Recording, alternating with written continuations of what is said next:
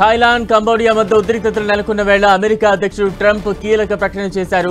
Cease fire పై చర్చకు Thailand, Cambodia అంగీకరించాయని తెలిపారు. తక్షణం కాల్పుల విరమణపై చర్చలకు ఇరు దేశాధినేతలు అంగీకరించారని చెప్పారు. ఈ మేరకు ఆయన తన సోషల్ మీడియా ట్రూత్ లో పోస్ట్ చేశారు.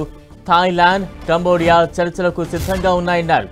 మరోవైపు థాయిలాండ్, కంబోడియా సరిహద్దుల్లో ఉద్రిక్తతలు కొనసాగుతూనే ఉన్నాయి. ఇప్పటికే ఈ దాడుల్లో 33 మంది మరణించినట్టు తెలుస్తోంది. దాదాపు 1,68,000 మంది నిరాశ్రయులయ్యారు. కంబోడియా సరిహద్దుల్లోని 8 ప్రదేశాల్లో మార్షల్ లా ప్రకటించింది. థాయిలాండ్, రెండు దేశాల మధ్య కొనసాగుతున్న వివాదం త్వరలో పూర్తిస్థాయి యుద్ధంగా మారే అవకాశం ఉందని థాయిలాండ్ భావిస్తోంది.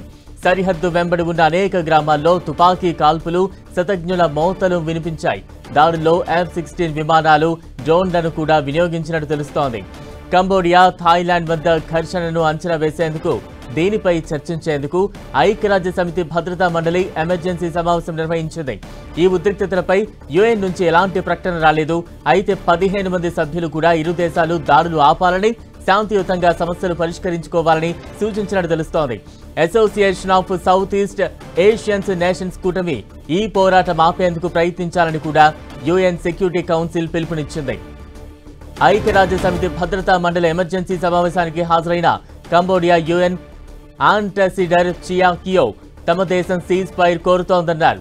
సమస్యలు చర్చల ద్వారా పరిష్కరించాలని అనుకుంటోందని చెప్పారు. కంబోడియానే ముందుగా థాయిలాండ్ పై దాడి చేసిందనే ఆరోపణలను కూడా ఆయన కొట్టిపారేశారు. తమతో పోలిస్తే మూడింత సైన్యమున్న దేశంపై కనీసం వాయుసేన కూడా లేని తమలాంటి చిన్న దేశం ఎందుకు దాడి చేస్తుంది అని ప్రశ్నించారు. 4 రోజుల క్రితం సరిహద్దుల్లో ఒక మందు పాత్ర పేలి 5 థాయిలాండ్ సైనికులు గాయాల పాలు కావడం ఈ సంఘర్షణకు దారితీస్తోంది. దీంతో ఇరు దేశాలు పరస్పరం దౌత్య సిబ్బందిని ఉపసంహరించాయి. కంబోడియాలో తాజాగా 12 మరణాలు నమోదయ్యాయి. ఆ దేశంలో ఇప్పటిదాకా మరణించిన వారి సంఖ్య 13కు చేరింది. ఈ పోరాటాన్ని నిలుపుదల చేయాల్సిందిగా ఆగ్నేయాసియా దేశాల సంఘంపై అంతర్జాతీయ ఒత్తిడి పెరుగుతోంది. తమ దేశ సరిహద్దు గ్రామాల్లో నివసిస్తున్న 37,635 మందిని సురక్షిత ప్రాంతాలకు తరలించామని కంబోడియా సమాచార మంత్రి నెత్ ఫియాక్ట్రా వెల్లడించారు.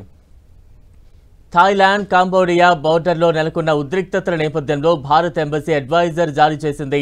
ప్రజలు సరిహద్దు ప్రాంతాలకు వెళ్లొద్దని థాయిలాండ్లోని భారత ఎంబసీ సూచించింది. టూరిజం అథారిటీ ఆఫ్ థాయిలాండ్ ఇచ్చే సమాచారాన్ని అనుసరించాలని తెలిపింది.